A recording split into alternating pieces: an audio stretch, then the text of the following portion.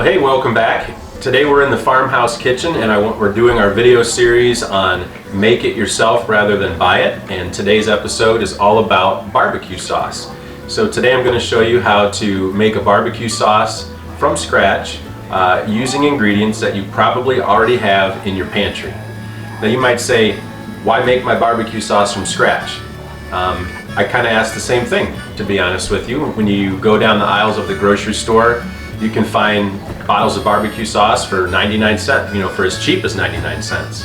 The reason I'm going to say is a couple of things. One is if you have food sensitivities to certain ingredients and you want to control what's in your food, you should make it from scratch.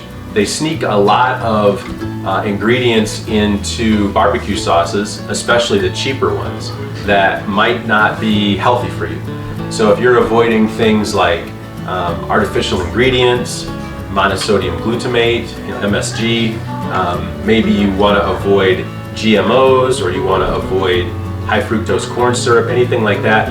Making your own is a way to avoid all that. The second reason, it's pretty simple, is you might just be in a pinch. And my thinking is this is probably one of the more likely reasons that you're going to want to make your barbecue sauce. That's happened to us. Maybe we were making barbecued ribs and I thought I had that extra bottle in the pantry, or I thought I saw half a bottle of barbecue sauce in the refrigerator door, and I was wrong. And we live out in the country far enough away from a grocery store that I am not going to drive back into town just to put the finishing barbecue sauce on my ribs. But if you know how to make your own from scratch, you could easily whip up a batch in like 10 minutes. So we're going to go through the ingredients here real quick and show you the process. And like I said, you probably have 90% of these ingredients already in your kitchen. So ingredient number one is dark brown sugar. And we've got that here. I'm going to put the specific recipe in the description, but I will probably also list it right over here on the side of the screen for you. So we have dark brown sugar, apple cider vinegar, molasses, honey, Worcestershire sauce. If you have any issue with the ingredients in Worcestershire sauce, you can substitute amino acids. Some health food stores and some natural grocery stores carry I think it's called Bragg's is the brand, Bragg's amino acids. I haven't tried it, but it's typically sold and touted as a substitute for Worcestershire sauce. Of course, ketchup, plain old yellow mustard. This is the only ingredient that I think most people might not have. This is liquid smoke. And if you've never used liquid smoke, you might think sounds like it's a chemical, like it's a fake ingredient. Liquid smoke is actually all natural. Companies make it through the same process as you would smoke, chicken or ribs. They just take water and they actually smoke that water, and they run the smoke through the water and it collects it. So it is totally natural. So that's the base ingredients, and then our seasonings are chili pepper, chili powder, and this has to be a straight chili powder, not a blend chili powder. When I say straight chili powder, it will give you the name of the chili, and when you look on the ingredients, that's all that's in it. There's no garlic, no paprika, just chili powder. So the one I picked is ancho chili powder. Fresh cracked pepper, black pepper, garlic powder, ground allspice, and ground clove. So it's a lot of ingredients, but they're very common ingredients. So the way we've got these set up here is we've got my brown sugar and all of the spices on top of that.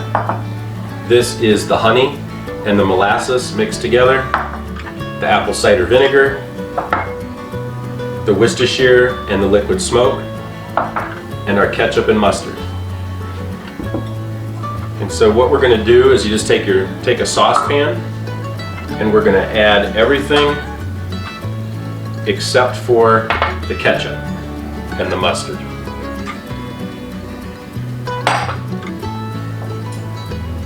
and we're going to add these into the saucepan, and we're going to warm this up on the stovetop. The reason we don't add the ketchup and the mustard just yet is because of this thick sugary honey and the molasses, which is the sweetener for this. We want to get that all dissolved, and the brown sugar and spices we want to get dissolved into that so it's very uniform before we add the ketchup and the mustard. So we've got everything in the pan. Let's go over to the stovetop and get this cooked up. So we're just going to stir this over a nice medium heat to get the sugar and the honey and the molasses all dissolved.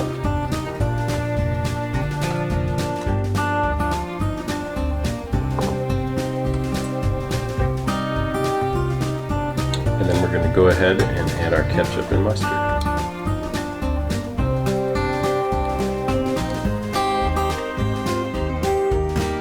Then we're going to turn the heat up to medium-high. And keep stirring this until it comes to a boil. And then we'll turn it down to a simmer and let it cook for 3-4 minutes until everything is all uniform and we have the thickness and consistency that we're looking for.